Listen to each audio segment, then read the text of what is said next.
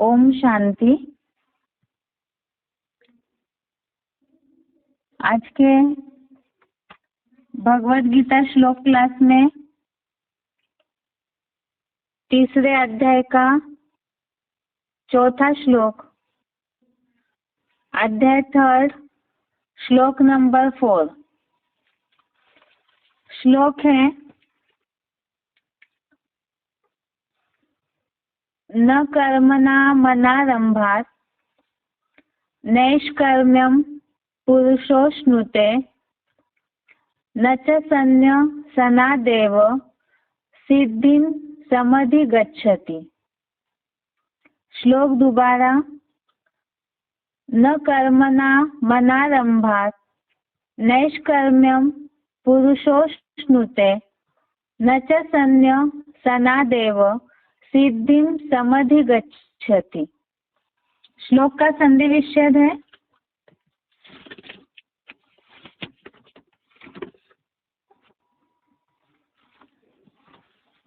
न कर्मणाम् अनारंभात् नैष्कर्म्यं पुरुषः अश्नुते न च सन्न्यसनात् एव सिद्धिं समधिगच्छति। संधि विच्छेद दोबारा, न कर्मणाम् अनारंभात् नैष्कर्म्यं पुरुषः अश्नुते न च सन्न्यसनात् एव सिद्धिं समधिगच्छति। शब्दों का अर्थ है, पुरुषः अर्थात व्यक्ति, कर्मणाम अर्थात कर्मों का, अनारंभात अर्थात आरंभ न करने से, नैष्कर्म्यम अर्थात कर्महीनता को, न अश्नुते अर्थात नहीं पाता, च अर्थात वैसे ही, सन्न्यसनादेव अर्थात संपूर्ण त्याग से भी, सिद्धिम अर्थात सिद्धि, न समधिगच्छति अर्थात संपूर्णतया नहीं प्राप्त हो सकती।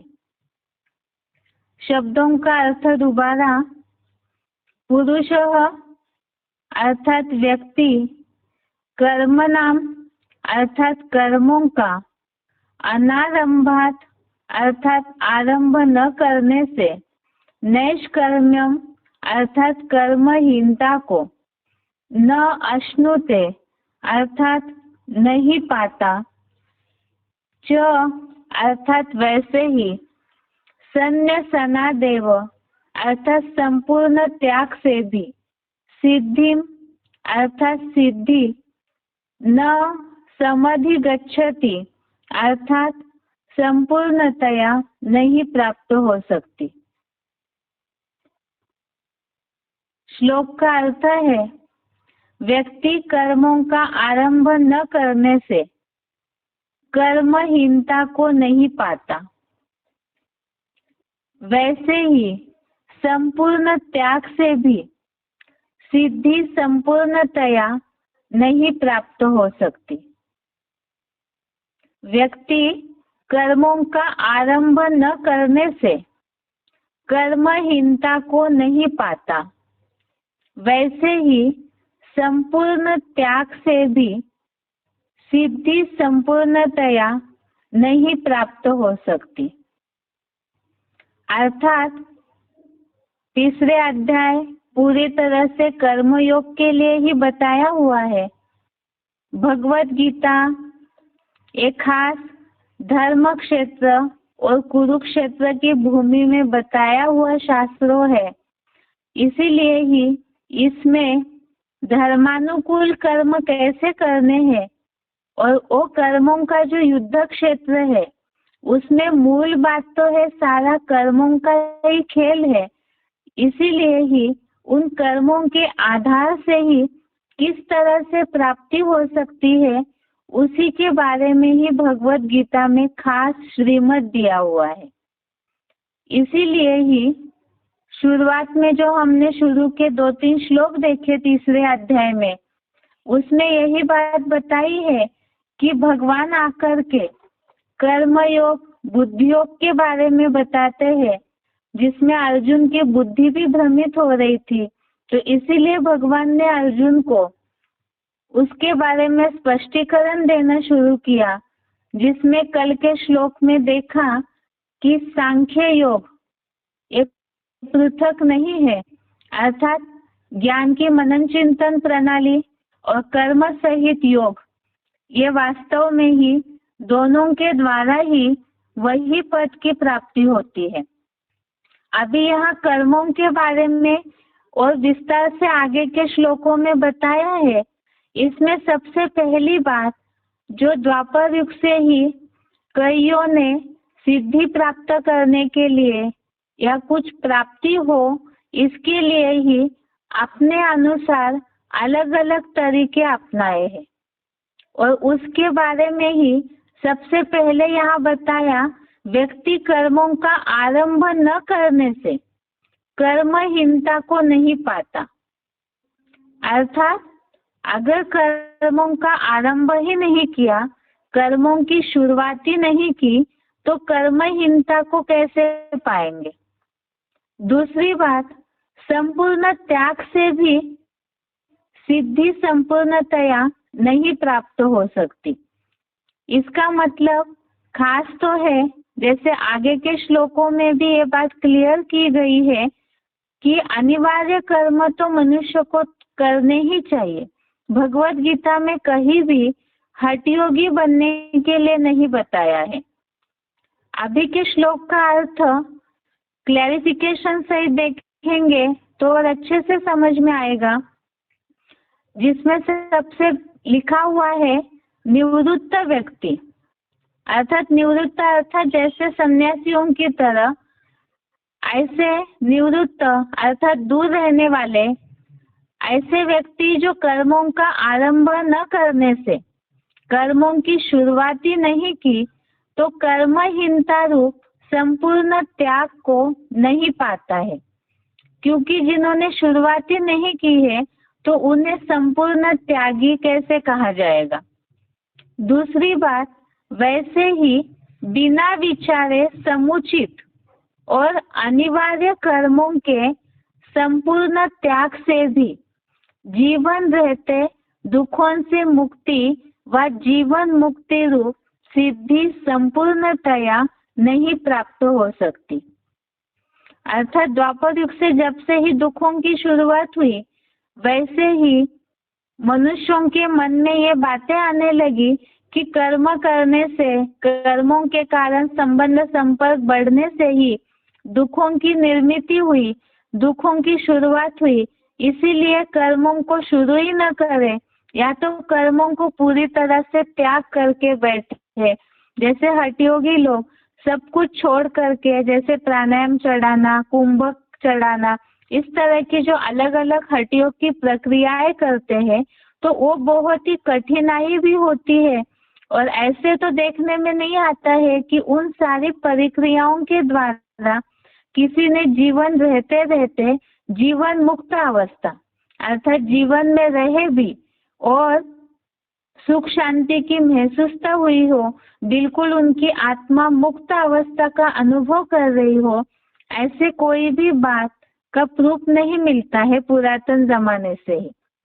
और भगवत गीता तो सात्विक अवस्था का बना हुआ शास्त्र है। इसमें कहीं भी सब कुछ छोड़ करके बैठने के लिए नहीं बताया है सिद्धि प्राप्ति के लिए। गीता में खास ये बात आई है सर्व संकल्प संन्यस्त, अर्थात संकल्पों का त्याग हो। जैसे हमने दूसरे अध्याय में बहुत से श्लोक देखे जिसमें खास बात बताई है 5 विकारों से रिलेटेड, लालसा रहित, ममताहीन, ऐसी जो भी बातें बताई है, विकारों से मुक्ति, जहाँ अनासक्त भाव हो, ऐसे होकर के कर्म करने के लिए बताया है। लेकिन कहीं भी कर्म छोड़ने के लिए भगवत गीता में कोई भी श्लोक ऐसा नहीं मिलेगा। इसीलिए यहाँ भी आज के श्लोक में यही बात बताई है, कोई ऐसे भी है जो कर्मों का आरंभ ही नहीं करते, कर्मों की शुरुआत ही नहीं करते, तो उन्हें संपूर्ण त्याग कैसे कहेंगे। दूसरी बात है, जैसे ही परीक्षाएं दी जाती है ताकि कोई पद प्राप्त हो, यहाँ भी ये जीवन का युद्ध है और इस जीवन के युद्ध में कर्म क्षेत्र कुरुक्षेत्र बोला हुआ है। ये कर्मों का क्षेत्र ही युद्ध भूमि है और यही परीक्षाएं भी है। अब कोई परीक्षा का पेपर ही न दे और सोचे कि हमें पद की प्राप्ति हो, सब कुछ मिल जाए रिजल्ट, ये कैसे हो सकता है। इसी तरह से यहाँ भी बिना सोचे समझे पूरे ही कर्मों का त्याग कर लिया, या अनिवार्य जो कर्म है, अगले श्लोक में जो अनिवार्य कर्म बताया है जिसके बिना व्यक्ति क्षण भर भी नहीं रह पाता है, प्रकृति के द्वारा ये शरीर बना हुआ है और उसके रिलेटेड जो कर्म करने हैं वो तो करने ही है, उसको भी छोड़ करके अगर हठयोग करते हैं तो इससे भी संपूर्णतया सिद्धि नहीं प्राप्त हो सकती है।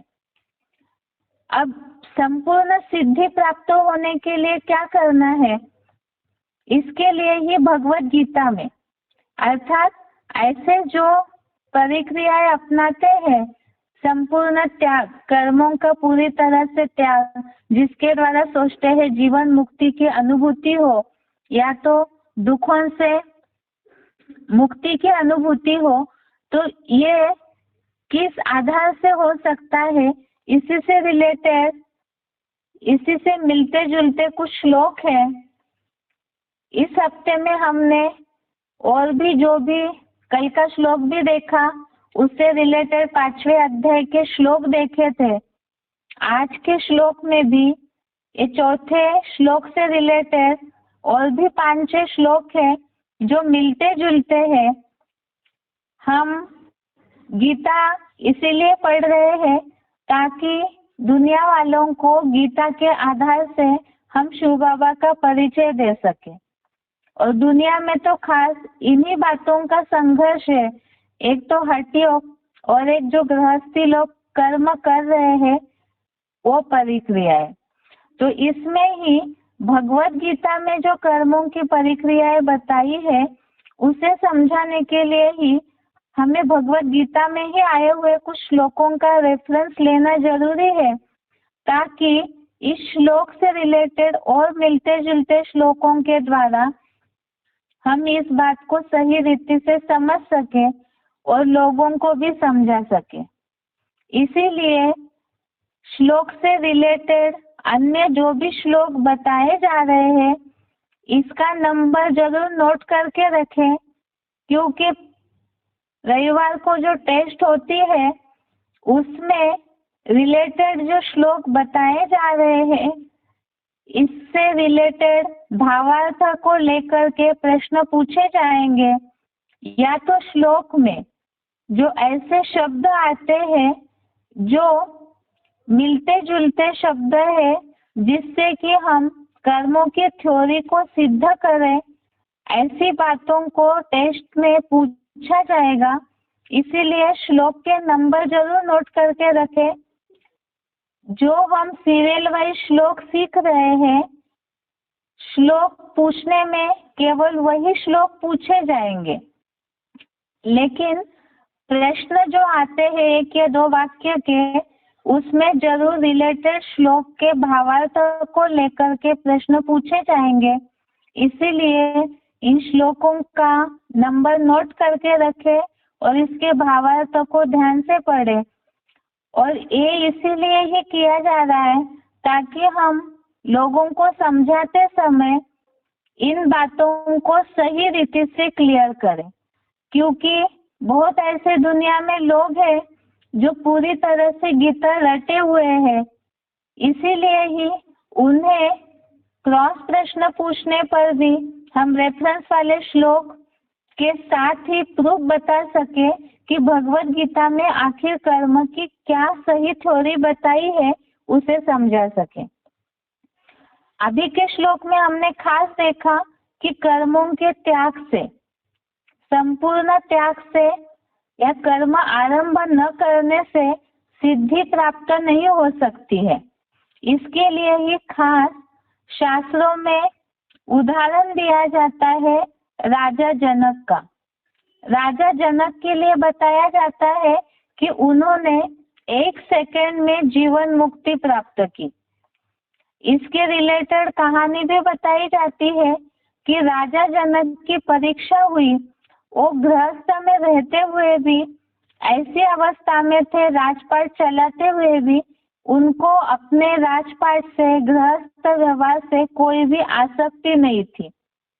इसी से रिलेटेड 3 अध्याय का 20वां श्लोक है, अध्याय 3 श्लोक नंबर 20। इसमें बताया है कि जनक आदि कर्म द्वारा संपूर्ण सिद्धि को प्राप्त हुए थे। अर्थात राजा जनक ने जैसे ही गृहस्थ व्यवहार में रहते हुए ही कर्म करते हुए सिद्धि को प्राप्त किया था, तो ये शास्त्रों का उदाहरण है। अर्थात कर्म छोड़ करके सिद्धि की प्राप्ति नहीं हो सकती है। लेकिन अभी ये भी जरूरी है समझना कि कौन सा कर्म करना है। अब दुनिया वाले जो कर्म कर रहे हैं, सारी दुनिया ही, जो भी मनुष्य शरीर में आए हैं, वो सभी ही कर्मों में तो तुरंत लग जाते हैं। जीवन शुरू होते ही कर्म शुरू हो जाते हैं। चाहे आंखों से देखते हैं, मुख से कोई आवाज करते हैं, कानों से सुनाई देता है, हाथ पांव की हलन चलन भी छोटे बच्चे की तो शुरू हो ही जाती है। अर्थात ऐसे हलन चलन शुरू हो ही जाती है, तो फिर कौन से कर्म करने चाहिए, इसके बारे में ही भगवत गीता में बताया है कि वो कर्मों की थ्योरी कौन सी है जिससे सिद्धि प्राप्त हो सकती है। इसके लिए ही बताया है यज्ञ कर्म जो है वो करने के लिए योग्य है। तो ऐसे कर्म जो करते हैं तो उसके द्वारा ही सिद्धि की प्राप्ति हो सकती है। इसी से रिलेटेड इसमें जो बताया है कर्मण्येव हि संसिद्धि मा स्थितः जनकादय, अर्थात कर्म के द्वारा ही राजा जनक संपूर्ण सिद्धि को प्राप्त हुए थे। इसी तरह से ही अगला एक श्लोक है 6वें अध्याय का 3रा श्लोक, अध्याय 6 श्लोक नंबर 3। इसमें बात आई है आरुरुक्षो मुने योगम कर्म कारण उच्यते, अर्थात ऊपर चढ़ने के लिए खास करके इसमें जो भावार्थ लिखा है, योग स्थिति में चढ़ने के इच्छुक मुनि के लिए यज्ञ कर्म कारण कहा जाता है। जो 4थे श्लोक में बात आई है कि जीवन रहते दुखों से मुक्ति व जीवन मुक्ति रूप सिद्धि, ये प्राप्त करने के लिए ही दुनिया में लोग मेहनत करते हैं कि हम जीवन में भी रहे और सुख शांति की अनुभूति हो, दुखों से मुक्त हो हमारी अवस्था, ऐसी सिद्धि की प्राप्ति हो। इसी के लिए ही तो मेहनत की जा रही है, क्योंकि आज के कलयुगी समाज में, कलह क्लेश के समय में सभी कहीं ना कहीं अपने जीवन में दुखी परेशान है और सभी मुक्ति चाहते हैं। तो इसके लिए ही कौन से कर्म के द्वारा ऊपर चढ़ सकते हैं, योग स्थिति में चढ़ने के इच्छुक, अर्थात ये सिद्धि है कि ऊपर चढ़ने के लिए ही कौन सा कर्म कारण है, तो यज्ञ कर्म ही कारण कहा जाता है। अर्थात कर्म तो करना है, लेकिन वो यज्ञ कर्म हो जिसके द्वारा ही ऊंची अवस्था की या सिद्धि की प्राप्ति हो सकती है। इसी से रिलेटेड और भी श्लोक है।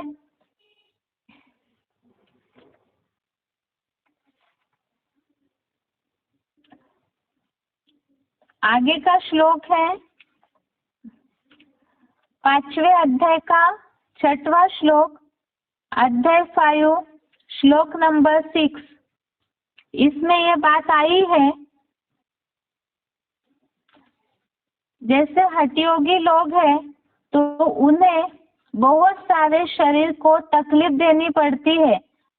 हठयोगी सन्यासी जो है, जो यहाँ श्लोक में बात आई है कि समुचित कर्म या अनिवार्य कर्मों को संपूर्ण त्यागते हैं, तो ऐसे जो लोग हैं तो उनको सिद्धि प्राप्त करने के लिए बहुत कठिनाई होती है, बहुत मेहनत करनी पड़ती है।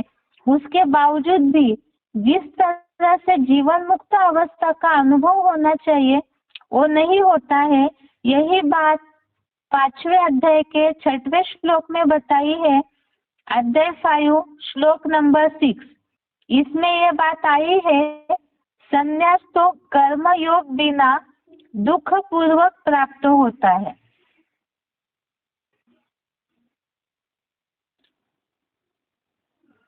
इसमें खास बात जो हमने कल के श्लोक में देखी थी, सांख्य योग अर्थात दोनों का ज्ञान और योग दोनों का बैलेंस होना चाहिए।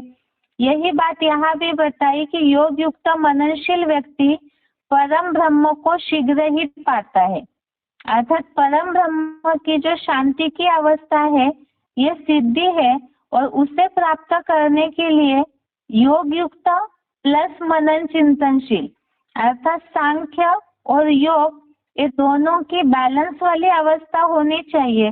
अन्यथा जो सन्यासी है वो कर्म योग बिना दुखों की ही अनुभूति करते हैं।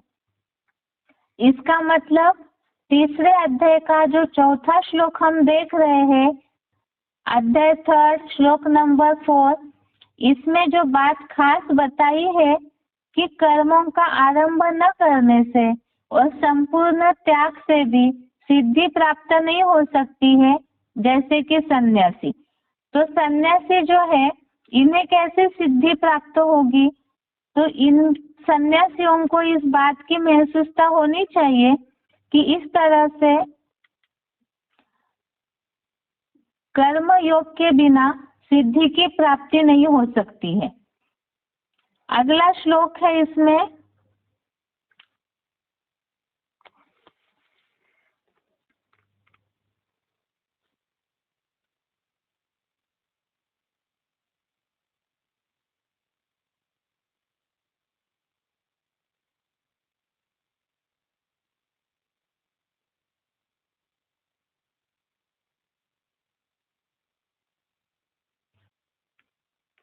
आगे का श्लोक है इसी में कनेक्टेड।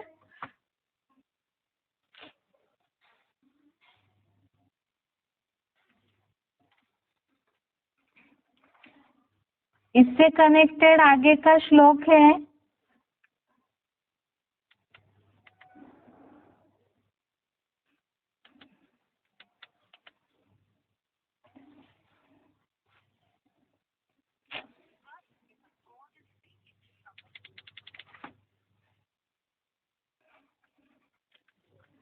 अठारहवें अध्याय का 45वां श्लोक।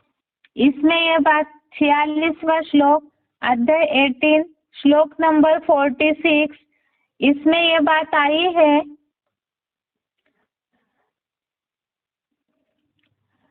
इसमें खास ये बात आई है,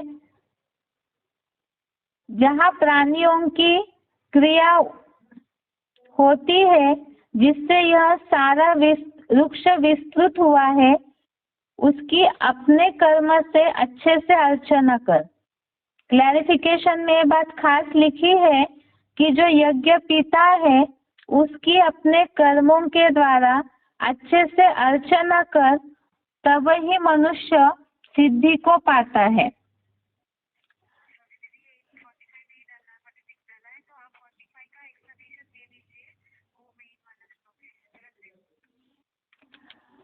इसमें जैसे खास बात बताई है कि कर्मों की सिद्धि की बात चल रही है, खास सारी दुनिया कर्मों की मेहनत के लिए ही सारा कर रही है, सिद्धि प्राप्त करने के लिए ही सब कुछ कर रही है। तो इसमें खास बात है कि जो यज्ञ पिता है, परम ब्रह्म वाली जो आत्मा है, वो तो पूरी तरह से सिद्धि प्राप्त की हुई है।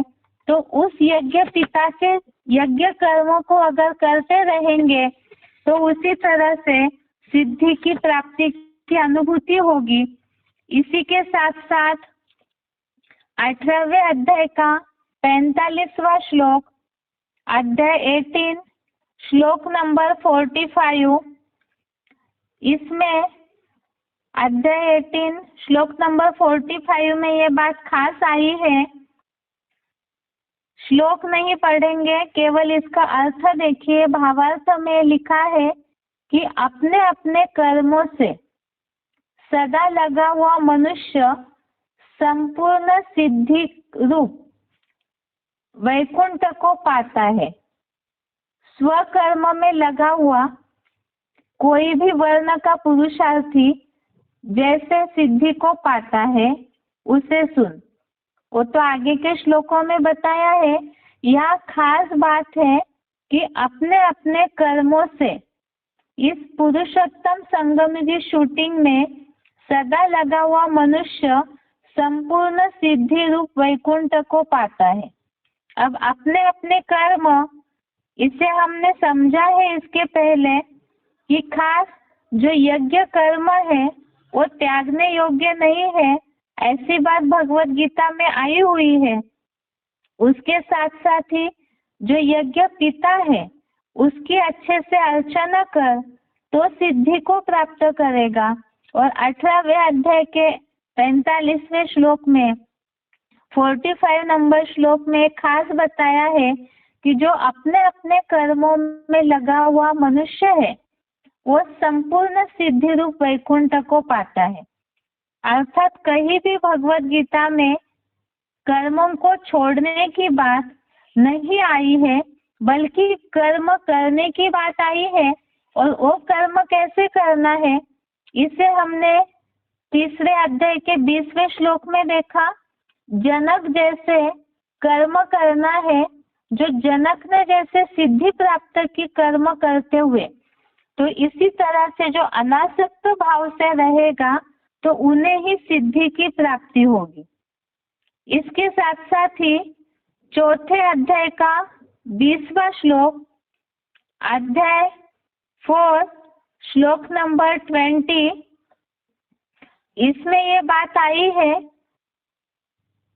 त्यक्त्वा कर्म फला संगम नित्य तृप्तो निराश्रय। अर्थात इसमें खास बात आई है, आश्रयहीन कर्म फल की आसक्ति त्याग कर। आश्रयहीन कर्म फल की आसक्ति त्याग कर। इसमें कहीं भी ये बात नहीं आई कि कर्मों को छोड़ना है, कर्म फल की जो आसक्ति है उसे छोड़ने की बात आई है। 4थे अध्याय का 20वां श्लोक और समझने के लिए 18वें अध्याय का 49 नंबर श्लोक देखिए। अध्याय 18 श्लोक नंबर 49, इसमें बात आई है खास, जो 3रे अध्याय के 4थे श्लोक में बात आई है, नैष्कर्म्यम पुरुषोश्नुते। नैष्कर्म्यम पुरुषोश्नुते, यही शब्द 18वें अध्याय के 49 नंबर श्लोक में आया है कि सब परिस्थितियों में आत्मजयी, आसक्ति रहित बुद्धि वाला, कामनाहीन, समुचित त्याग से परम श्रेष्ठ कर्म रहित सिद्धि को प्राप्त करता है। यहाँ बात आई है 3रे अध्याय के 4थे श्लोक में, नैष्कर्म्यम अर्थात कर्महीनता को नहीं पा सकता है। कब नहीं पाएगा? संपूर्ण त्याग को नहीं पाता है। अर्थात यह वास्तव में कर्म छोड़ देने से सिद्धि की प्राप्ति नहीं होगी। यही बात 18वें अध्याय के 49 नंबर श्लोक में बताई है कि सब परिस्थिति में आत्मजयी, आसक्ति रहित बुद्धि वाला, कामनाहीन, समुचित त्याग से परम श्रेष्ठ कर्म रहित सिद्धि को प्राप्त करता है। यहाँ नैष्कर्म्यम ये जो बात आई है, कर्महीनता या कर्म रहित ऐसे भावार्थ से बात आई है, तो यहाँ पर सिद्धि प्राप्त करने के लिए जरूरी है आसक्ति रहित होना। दूसरे अध्याय में भी हमने एक बात देखी थी, दूरे न हैवरम कर्म बुद्धि योगा धनंजय। इस बात में भी ये बात आई कि कर्मों से दूर रहना, अर्थात जो परमात्मा की याद के बिना जो कर्म करते हैं, वास्तव में वो कर्म जो है अत्यंत नीचा है। कर्म तो करना ही है, लेकिन उसके लिए खास बात बताई है, कर्म के साथ योग शब्द जुड़ा हुआ है और साथ साथ फल की अपेक्षा नहीं रखनी है। इस श्लोक का एक बार सार समझते हैं सारे श्लोकों के रेफरेंस के साथ। तीसरे अध्याय के चौथे श्लोक में खास बात आई है सिद्धि प्राप्त करने की। हठ योग करते हैं, कर्म रहित हो जाते हैं, कर्मों की शुरुआत नहीं करते, या तो समुचित या अनिवार्य कर्मों का त्याग करते हैं, तो जीवन मुक्ति रूप सिद्धि की प्राप्ति नहीं हो सकती है। अब प्राप्ति कब हो सकती है, इसके लिए ही हमने समझा तीसरे अध्याय का 20वां श्लोक जो है, इसमें बात आई जनक जैसी सिद्धि की प्राप्ति की, अर्थात कर्मण्येव संसिद्धि जनकादय, ये जो शब्द आया है, अर्थात जनक जैसे सिद्धि की प्राप्ति तभी हो सकती है जब आसक्ति रहित कर्म हो, लोक संग्रह अर्थ ही, लेकिन खास यज्ञ कर्मों में जो लगा हुआ है, तब ही जनक जैसे सिद्धि की प्राप्ति हो सकती है। इसके साथ साथ ही जो 6वें अध्याय का 3रा श्लोक है, इसमें भी ये बात आई कि खास तो है सर्व संकल्पों का त्याग करना है और योग युक्त स्थिति में ऊंचा चढ़ने के लिए कर्म छोड़ने से ऊंचा नहीं चढ़ेंगे। इसमें 6वें अध्याय के 3रे श्लोक में बात आई है आरुरुक्षो मुने योगम कर्म कारण उच्यते, अर्थात यज्ञ कर्म ही ऊंची अवस्था में चढ़ने के लिए कारण बन जाता है, और ऐसी ऊंची अवस्था में चढ़ने के लिए खास है सर्व संकल्प संन्यस्त, सर्व संकल्पों का जो त्याग करता है।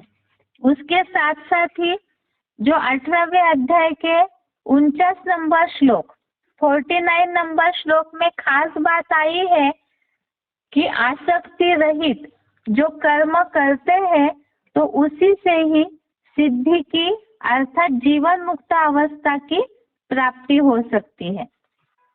यह आज का श्लोक है, एक बार इसका उच्चारण सुनते हैं, उसके बाद जो 3 श्लोक इस हफ्ते सीखे हैं उसका रिवीजन।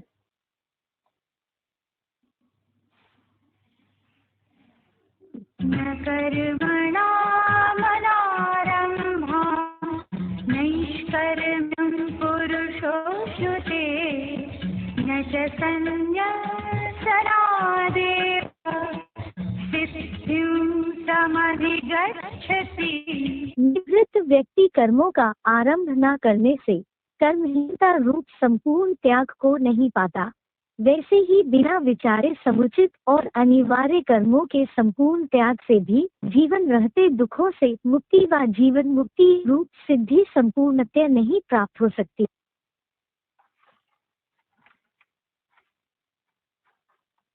न कर्मणा मनारम्भा नैष्कर्म्यं पुरुषोऽश्नुते न च संन्यसनादेव सिद्धिं समधिगच्छति। निवृत्त व्यक्ति कर्मों का आरंभ न करने से कर्महीनता रूप संपूर्ण त्याग को नहीं पाता। वैसे ही बिना विचारे समुचित और अनिवार्य कर्मों के संपूर्ण त्याग से भी जीवन रहते दुखों से मुक्ति व जीवन मुक्ति रूप सिद्धि संपूर्णतः नहीं हो सकती। आगे है इस हफ्ते के श्लोक का रिवीजन, उसके बाद बेसिक कोर्स। इस हफ्ते का पहला श्लोक था तीसरे अध्याय का पहला श्लोक। तीसरे अध्याय का पहला श्लोक है, अर्जुन उवाच जायसी चेत कर्म नस्ते मता बुद्धि जनार्दन तत्किं कर्मणि घोरे माम नियोजयसि केशव। अर्थ है, हे अवधरदानी, आप कर्मेंद्रियों के कर्मयोग से बुद्धि योग श्रेष्ठ मानते हो जो ज्ञानेंद्रियों से जुड़ा है, तो हे ब्रह्मा के स्वामी, अघोरियों जैसे नीच घोर भ्रष्टेंद्रियों के कर्म में मुझे क्यों लगा रहे हो? अघोरियों को तो कोई नहीं चाहता है। हमने इससे रिलेटेड सिलेक्टेड पॉइंट सुना था कि महाभारत में जो ढेर सारी मारकाट होती है, वो महाविनाश और महामृत्यु का जो काल है, तो वो बहुत घोर कर्म है। इसीलिए ही अर्जुन ने ये बात बोली भगवान से कि ऐसे मारने वाले कर्म में मुझे क्यों लगा रहे हो। अगला श्लोक है तीसरे अध्याय का दूसरा श्लोक, अध्याय 3 श्लोक नंबर 2। श्लोक है, व्यामिश्रेणेव वाक्येन बुद्धिं मोहयसीव मे तदेकं वद निश्चित्य येन श्रेयो हमाप्नुयाम। अर्थात एक दूसरे से परस्पर मिले हुए दोहरा अर्थ देने वाले ब्रह्म वाक्यों से मेरी बुद्धि इस तरह किस लिए भ्रमित कर रहे हो?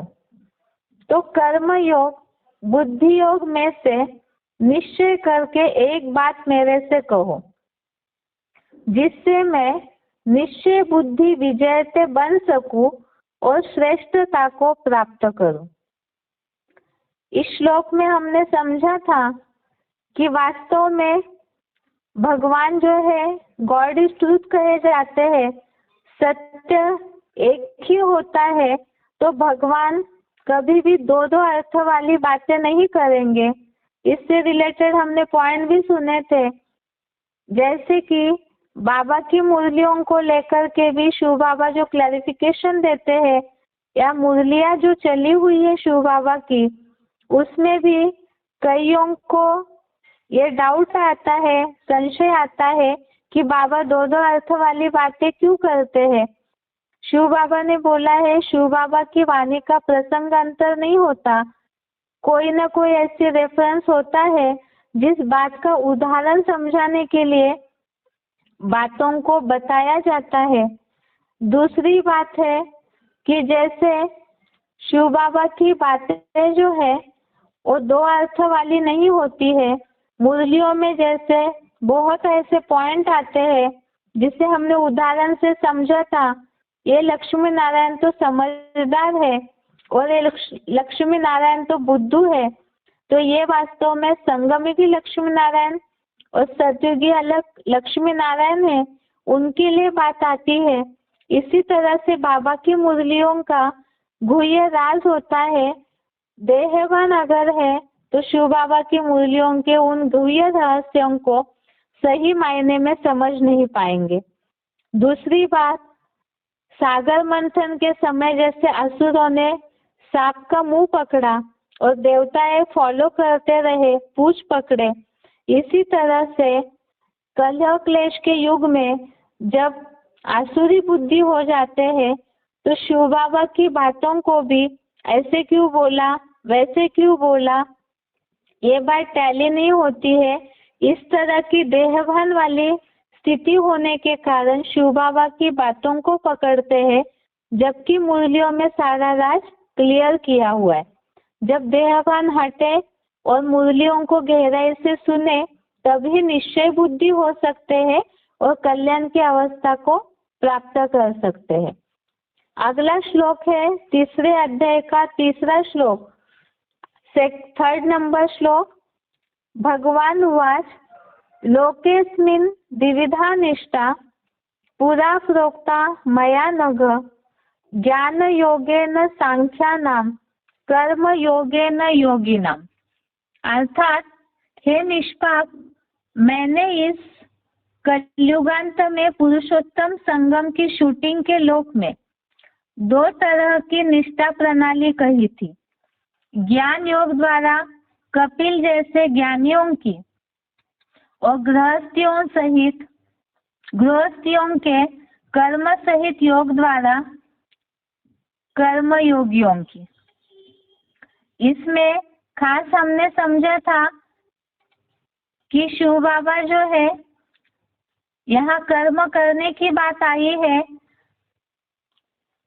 कर्म करने की तरीका क्या होना चाहिए, इसमें संगम युग पर बातें बताई है कि एक तो ज्ञान का मनन चिंतन करने वाले और दूसरा कर्म सहित योग वाले। इसमें खास बात जो हमने समझी थी सिलेक्टेड पॉइंट के द्वारा कि सांख्य योगो पृथक बाला, अर्थात सांख्य अर्थात ज्ञान और योग यह अलग अलग नहीं है। बाल बुद्धि उसे अलग अलग करते हैं, जिसके रेफरेंस में हमने 5वें अध्याय का 4था और 5वां श्लोक देखा था। अध्याय 5 का श्लोक नंबर 4, श्लोक नंबर 5 देखा था, जिसमें सांख्य योग की बात आई थी। तो सांख्य और योग अलग अलग नहीं करना है, लेकिन दोनों का बैलेंस रख करके पुरुषार्थी जीवन में प्रैक्टिस करनी है, क्योंकि जितना योगी उतना ज्ञानी और जितना ज्ञानी गहरा उतना ही योगी भी होगा। इसलिए दोनों का बैलेंस भी चाहिए। और साथ साथ ही ये भी बताया कि जो जैसे पुरुषार्थ कर सकता है अपनी क्षमता अनुसार वैसे करे, बाकी उसके अनुसार सिद्धि की प्राप्ति तो होगी ही। इसके अलावा आज का 4था श्लोक है 3रे अध्याय का 4 नंबर श्लोक। न कर्मणा मनारंभात् नैष्कर्म्यं पुरुषोऽश्नुते न च सन्न्यसनादेव सिद्धिं समधिगच्छति। निवृत्त व्यक्ति कर्मों का आरंभ न करने से कर्महीनता रूप संपूर्ण त्याग को नहीं पाता, वैसे ही बिना विचारे समुचित अनिवार्य कर्मों के संपूर्ण त्याग से भी जीवन रहते दुखों से मुक्ति व जीवन मुक्ति रूप सिद्धि संपूर्णतया नहीं प्राप्त हो सकती। इस श्लोक को समझने के लिए ही हमने 3रे अध्याय का 20वां श्लोक देखा था, अध्याय 3 का श्लोक नंबर 20 देखा था, जिसमें जनक जैसे सिद्धि की बात आई।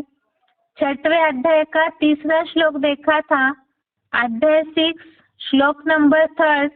इसमें कर्मों के द्वारा ही योगी जो है ऊंची अवस्था को प्राप्त कर सकते हैं, लेकिन वो कर्म कौन सा होना चाहिए, यज्ञ कर्म होना चाहिए।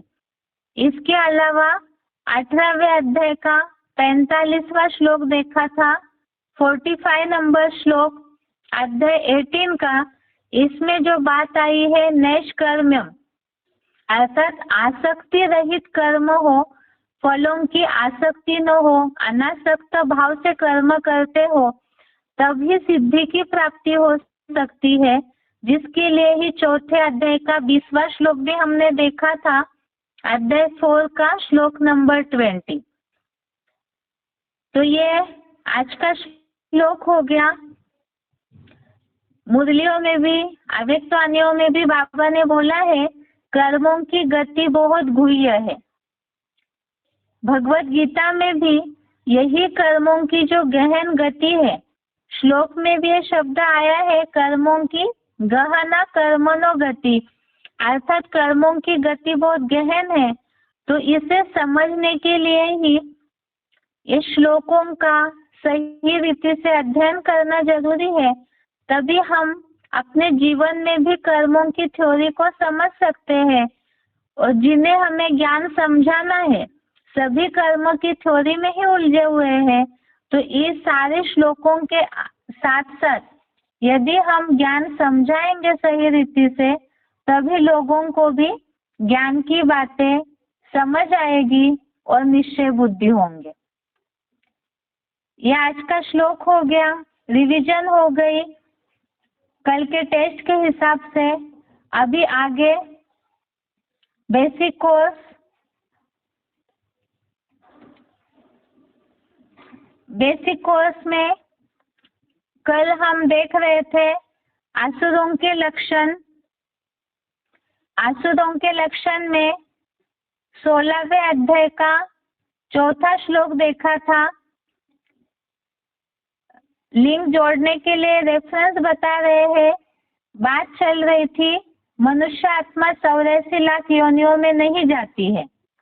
इसे समझते समझते हमने इस बात को समझा था, वास्तव में मनुष्य अपने कर्मों से नीचे गिरते हैं, असुर बनते हैं, जानवरियत जैसी बुद्धि हो जाती है, और जब उठते हैं ऊपर अपने कर्मों के द्वारा, श्रेष्ठ गुणों के द्वारा, दिव्य गुणों को अपने जीवन में धारण करके, तब इसी सृष्टि पर ऊंची अवस्था के आधार से देवता बनते हैं।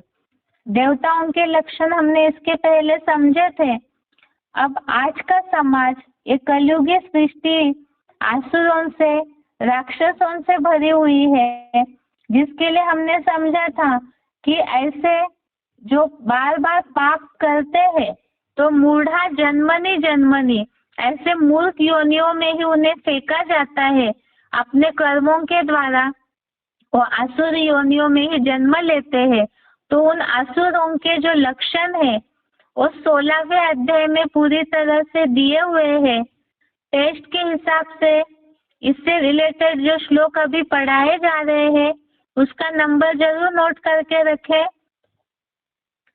16वें अध्याय के 4था श्लोक, अध्याय 16 श्लोक नंबर 4, इसमें हमने देखा था कि पाखंड अर्थात दिखावा मात्र पाखंड, जिसमें भक्ति के जो कर्म कांड है, जो दिखावा किया जाता है बहुत ज्यादा, ऐसे पाखंड, घमंड अर्थात अहंकार का एक रूप, देहगत श्रेष्ठता का अभिमान, इसमें बताया चाहे रूप की सुंदरता हो, चाहे धन हो, देह कोई पहलवान हो, कोई को कैसी देह मिली हुई है, तो उसी आधार से ये जो कलयुगी शरीर मिला हुआ है जो विनाशी है, तो उसका अभिमान, क्रोध, कठोरता और बेसमझी, ऐसे सब राक्षसी संपत्ति से जन्म लेने वालों के लक्षण है।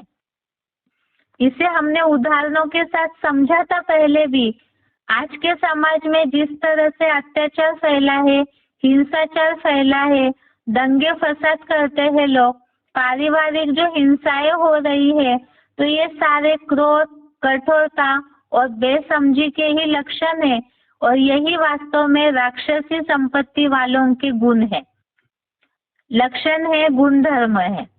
इसके साथ 16वें अध्याय का 7वां श्लोक, अध्याय 16 श्लोक नंबर 7, इसमें बात आई है द्वापर युग से ऐसे अनेक आसुरी गुणों वाले देहाभिमानी मनुष्य करने योग्य सुखदायी कर्म और त्यागने योग्य दुखदायी हिंसक कर्मों को नहीं जानते। उनमें ऐसी न तन, मन, धन आदि की शुद्धता, न सदाचार और सत्यता भी नहीं होती है। इसमें खास त्यागने योग्य कर्म और करने योग्य कर्मों में जो निर्णय नहीं ले पाते हैं, तो ये सारे असुरों के ही लक्षण है। इसके साथ साथ तन, मन, धन की शुद्धता ये न रखना, इसे भी हमने उदाहरणों के साथ समझा था। तन की शुद्धता के बारे में तो सब जानते हैं, फिर भी आज की पाश्चिमात्य संस्कृति को, विदेशी परंपराओं को अपनाने के कारण लोग तन की शुद्धता भूल गए, उसे ही अंधश्रद्धा माना जाता है या सोचते हैं ये सारे ही पिछड़ी जमाने की बातें हैं, पुराने जमाने की बातें हैं, इसे क्या फॉलो करना है। मन की शुद्धता अर्थात शुद्ध संकल्प, शुभ भावनाएं, कोई छल कपट न होना मन में, तो ये है वास्तव में मन की शुद्धता, पवित्रता। लेकिन इसे भी फॉलो नहीं किया जाता है। और धन की शुद्धता भी समझी, रिश्वत, चोरी चकारी, भ्रष्टाचार, ब्लैकमेलिंग या कोई भी चीज से डबल पैसे कमाना, ये काले धन के रूप में ही आता है। तो ये सारी ही धन की शुद्धता आज के जमाने में रही नहीं है। तो परसेंटेजली सभी में ही देहभान ही वास्तव में रावण का पहला मुख बताया है। इसी आधार से ये असुरों के लक्षण हैं जिनमें कोई भी प्रकार के गुण मौजूद नहीं होते हैं। आगे आज का श्लोक देखते हैं असुरों के लक्षणों का। 16वें अध्याय का 18वां श्लोक, अध्याय 16 श्लोक नंबर 18 श्लोक है, अहंकारम बलम दर्पम कामम क्रोधम च संश्रिता माम आत्मपर देहेषु प्रद्विषन्त अभ्यसूयकः। अध्याय 16 का श्लोक नंबर 18 है, अहंकारम बलम दर्पम कामम क्रोधम च संश्रितः माम आत्मपर देहेषु प्रद्विषन्तः अभ्यसूयकः। अर्थात जन, धन, धाम के अहंकार, बल, घमंड, काम और क्रोध के सदा आश्रयी अपनी व पर देह में मुझ योग ऊर्जा को विद्वेष करते हुए निंदक है। इसमें खास बताया जन बल, धन बल या धाम अर्थात घर, प्रॉपर्टी, इससे रिलेटेड अहंकार। तो इसमें ये सारे ही देह के द्वारा कमाई जाने वाली चीजें हैं।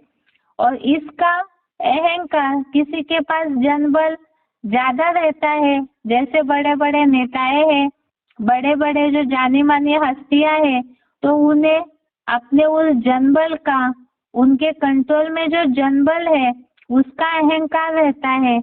उसके साथ साथ जो धन है कमाते हैं उसका अहंकार रहता है। किसी के पास बहुत सारी प्रॉपर्टी है, धाम, सुहृद जो भी है, तो उसका अहंकार रहता है। तो ऐसे अहंकार भी आसुरी लक्षणों में आता है। बल, इसमें तन बल आता है, धन बल भी आता है, इसका भी अहम रहता है। घमंड, इसके लिए तो हमने पहले श्लोक में ही समझा। साथ साथ कामनाएं, इच्छाएं, विकारी भावनाएं काम की और क्रोध, ये सारे ही इसका जो आश्रय लेने वाले हैं, अर्थात 5 विकारों के सब रूप है, इनका आश्रय लेने वाले जो है वो परमात्मा का द्वेष करते हुए निंदक है। अर्थात जो परमात्मा का विद्वेष करते हैं तो वो सब निंदा करने वाले हैं, अर्थात असुर है।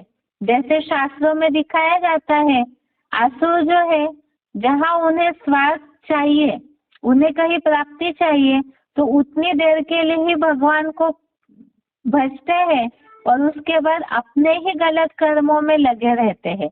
और आज के मनुष्यों की भी यही हालत है। असुरों के जिस तरह से रूप कर्म दिखाए जाते हैं शास्त्रों में, धार्मिक सीरियल में, तो वो आज के जमाने के लोगों के भी वैसे ही कर्म है। जैसे मुरलियों में भी शिव बाबा उदाहरण देते हैं कि मंदिर में जाने तक ही केवल उनकी शुभ भावना रहती है, तो हमें वो माता अच्छा पिता तो हमें वो कहते हैं, और मंदिर से बाहर आते ही समाज का, संघ का रंग, परिवार में आकर के फिर वैसे ही अपने गलत विकारी कर्मों में लग जाते हैं, तो ऐसे कर्म करने वाले सब भगवान के निंदक है। अगला श्लोक है 16वें अध्याय का 16वां श्लोक, 16 नंबर श्लोक। अनेक चित्त विभ्रांता मोह जाल समारुता प्रसक्ता काम भोगेषु पतंती नरके असुचो। श्लोक दोबारा देखिए, 16 नंबर श्लोक। अनेक चित्त विभ्रांता मोह जाल समारुता प्रसक्ता काम भोगेषु पतंती नरके असुचो। अनेक विचारों में भटके हुए, संबंधियों के मोह जाल में पूरे घिरे हुए और काम भोग में पूरे आसक्त हुए वेश्यावृत्ति के गंदे रोरो नरक में गिरते हैं। असुरों को पाताल लोक का वासी दिखाया जाता है, नरक का वासी दिखाया जाता है, और इन नरक वासियों के लक्षण बताए हैं अनेक विचारों में भटके हुए। तो लोगों से जिन्हें हमको समझाते हैं उन्हें पूछना चाहिए, इन लक्षणों को सब अपने में टैली करें, समाज के वातावरण से टैली करें, तो अपने आप ही भगवत गीता की बोली हुई बात जरूर समझ आएगी। आज के जमाने में कोई भी ऐसा न हो जिसका मन भटकता न हो। न भटकता हो तो फिर लोग आज मेडिटेशन के पीछे क्यों भाग रहे हैं? कहीं ना कहीं शांति मिले उसके पीछे क्यों भागते हैं? अगर वो बहुत शांत चित्त है, बिल्कुल उनके विचारों में स्थिरता है, तो शांति के लिए कोई भी आज के जमाने में मन स्थिर करने के लिए भागेंगे नहीं। तो यही असुरों के लक्षण है, संबंधियों के मोह जाल में पूरे घिरे हुए। तो देह है, तो देह से रिलेटेड जो भी संबंधी है उनके मोह जाल में घिरे हुए रहते हैं। जो आज की दुनिया में देखते हैं, मुरलियों में भी शिव बाबा इस बात को बोलते हैं कि अगर कोई शरीर छोड़ते हैं तो कितना सारा दुख शोक मनाते हैं। कोई कोई तो उसके पीछे मुरली में बात आई है कि पागल हो जाते हैं, अपना भी नुकसान कर लेते हैं। तो इस तरह से देह जो विनाशी है, तो उन देह के संबंधियों के मोह जाल में घिरे हुए। और साथ में भगवत गीता में और भी एक शब्द आया है, कामोपभोग परमा, अर्थात यहाँ पर काम भोग में ही पूरे आसक्त हुए। तो आज की दुनिया में जैसे बहुत से लोग हैं जिन्हें अगर ज्ञान सुनाने जाए तो सबसे पहले ये पूछते हैं कि ज्ञान में तो पवित्रता को पालन करना होता है, सब छोड़ने बोलते हैं, तो ये सृष्टि कैसे बढ़ेगी? दुनिया वालों को सबको सृष्टि बढ़ने की चिंता लगी हुई है, लेकिन देवताओं ने जैसा पवित्र जीवन अपनाया है तो वो कैसे पवित्र बने कि पूजा योग्य बने, जो जाके सारी दुनिया मंदिरों में सिर झुकाती है, इसके बारे में कोई नहीं सोचते हैं।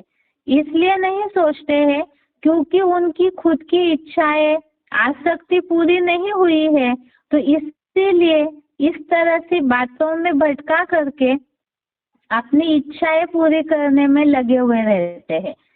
इसीलिए भगवत गीता में खास ऐसे असुरों के लक्षण बताए हैं कि जो इन्हीं विकारों में पूरी तरह से घिरे हुए जो है और नरक में गिरते हैं।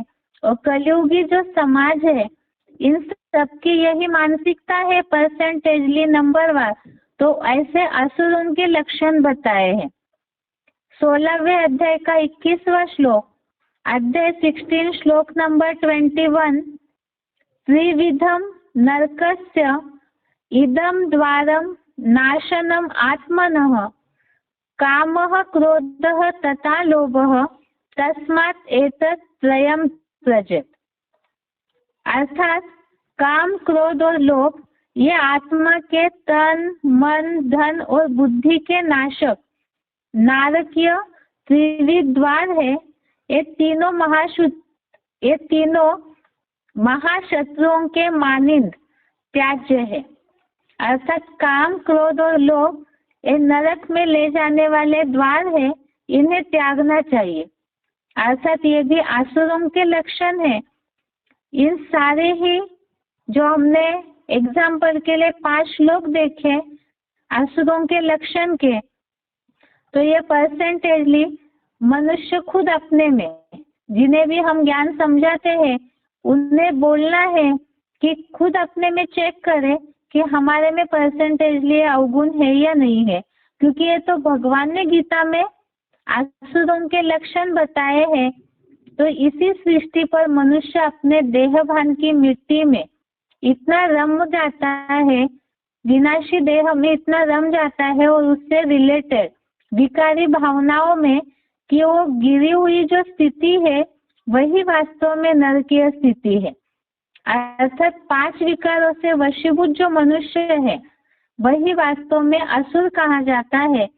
इसीलिए ही गीता के आधार से ही हमने समझा कि अलग से जानवर योनियां कोई होती नहीं है। जानवर जैसे कर्म करते हैं, जैसे अनेक विचारों में भटके हुए, तो मुरलियों में भी जो एग्जाम्पल शिव बाबा देते हैं बंदर का, कि बंदर कहीं भी बैठा हुआ होगा तो स्थिर नहीं रहता है, तो जिसकी इंद्रियां स्थिर नहीं उसका मन कैसे स्थिर हो सकता है। तो ऐसे ही जानवर जैसे ही सब मनुष्यों की स्थिति है।